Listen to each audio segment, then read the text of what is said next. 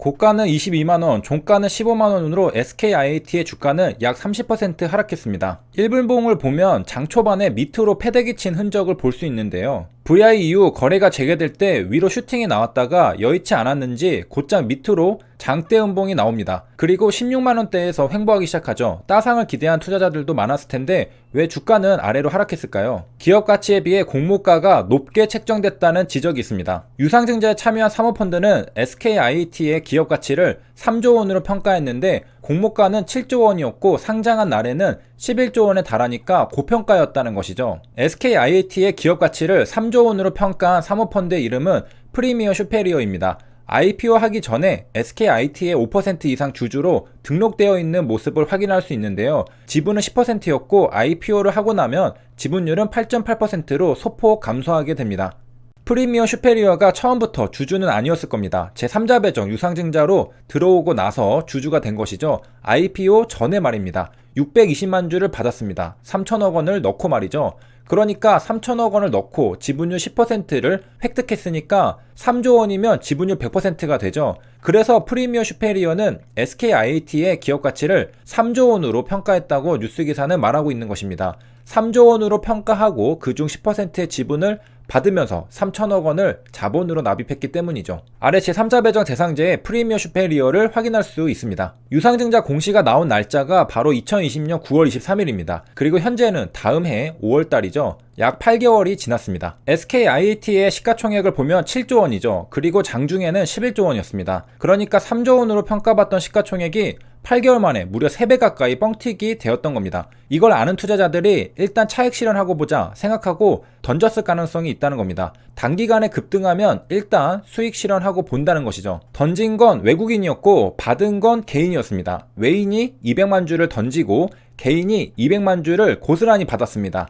개인들이 청약에 많이 참여해서 던질 것 같았지만 오히려 매수한 건 개인들이었죠. SKIAT는 SK 계열사인데요. 최대 주주는 SK이노베이션입니다. IPO 전에는 90% 지분율을 가지고 있었지만 IPO 후에는 61% 지분을 가지고 있게 됩니다. 최대 주주인 SK이노베이션은 SKIAT 상장일에 주가는 어떻게 되었을까요? 마이너스 3% 하락한 걸 알 수 있습니다. 혹시 4월 12일 월요일에 갭이 15% 뜬 건 SKIAT 상장 소식 때문일까요? 재미있는 주가의 특성은 4월 12일에 갭이 발생한 것은 5월 4일에 채웠다는 겁니다. 주가는 갭이 발생하면 채우려는 습성이 있습니다. 4월 12일에 15% 갭이 뜬 것은 아쉽게도 SKIAT 때문이 아니고 배터리 합의 발표 때문이었습니다. LG에너지솔루션과 SK이노베이션은 오랫동안 전기차 배터리와 관련하여 싸워왔습니다. 2년간 싸웠는데요. 바이든 미국 대통령이 이 분쟁과 관련하여 어떤 액션을 취하지 않을까 기다렸던 것 같습니다. 그런데 딱히 액션이 없으니까 거부권을 행사할 수 있는 기한을 하루 앞두고 합의안을 발표했습니다. SK이노베이션이 상승한 이유는 결국 불확실성 해소입니다. 다툼이 있다면 주가는 하락하고 다툼이 해결되면 주가는 상승하는 겁니다. 불확실성이 해소되면 호재인 것이죠. 마찬가지로 HLB도 216의 증선의 문제가 시장에 알려지니까 불확실성 증대로 주가는 장대 음봉으로 하락했습니다.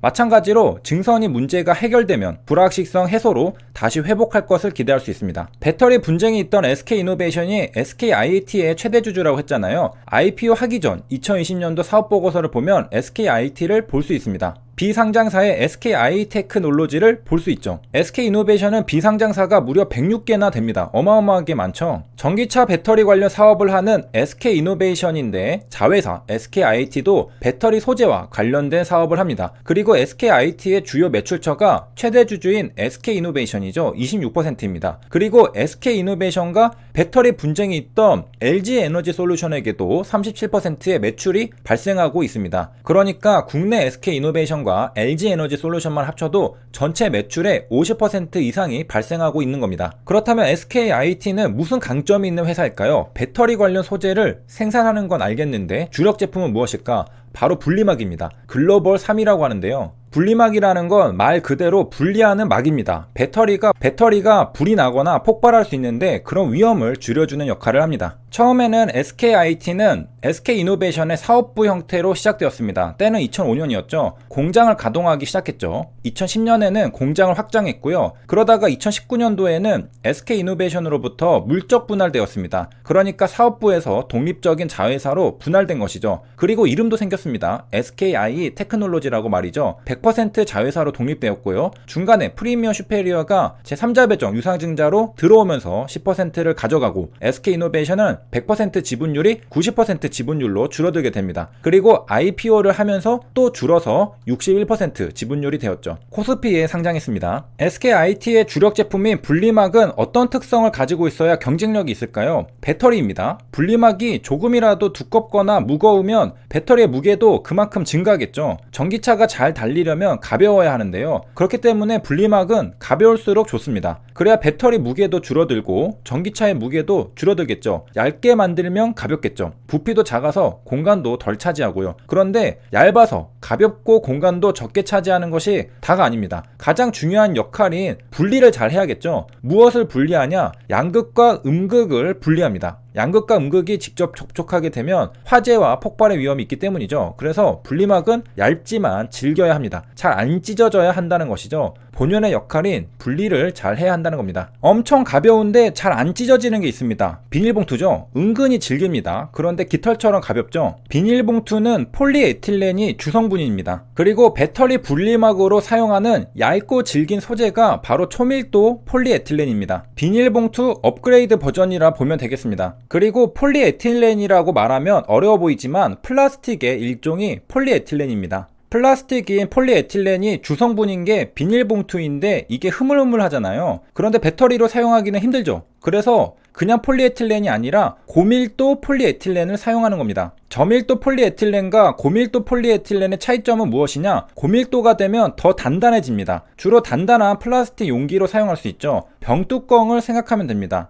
병뚜껑은 플라스틱인데요. 비닐봉투보다 꽤 단단하죠. 고밀도 폴리에틸렌입니다. 그러니까 전기차 배터리의 분리막은 병뚜껑을 아주 얇게 자른 것이라고 보면 됩니다. 공장에서 생산하는 분리막이다 보니까 매출액에서 매출 원가가 차지하는 비중도 궁금할 수 있는데요. 61%를 차지한다고 합니다. 비용이 이만큼 들어간다는 것이죠. 2020년 매출액은 약 4,600억 원이었는데 이 중 매출 원가는 2,800억 원이었습니다. 매출 원가의 감가상각비가 25%, 원재료비가 20%, 인건비가 8%가 들어갑니다. 그리고 20%였던 원재료비에서 39%가 초고밀도 폴리에틸렌이라고 하네요. 세 줄 요약입니다. SKIT는 8개월 만에 시가총액은 3조 원에서 7조 원으로 뻥튀기가 되었습니다. 단기간에 많이 올랐죠. 그리고 상장일 장 초반에 11조 원일 때 장대 음봉으로 패대기가 등장했습니다. 그 후 7조 원에 도달했죠. SKIT는 전기차 배터리 사업을 하는 SK이노베이션의 자회사입니다. 좋은 기업이겠죠. 글로벌 분리막 3위 업체입니다. 앞으로 배터리 시장은 시대의 흐름을 타고 성장하는 만큼 기대해 볼 수 있겠습니다. 여기까지 시청해 주셔서 감사합니다.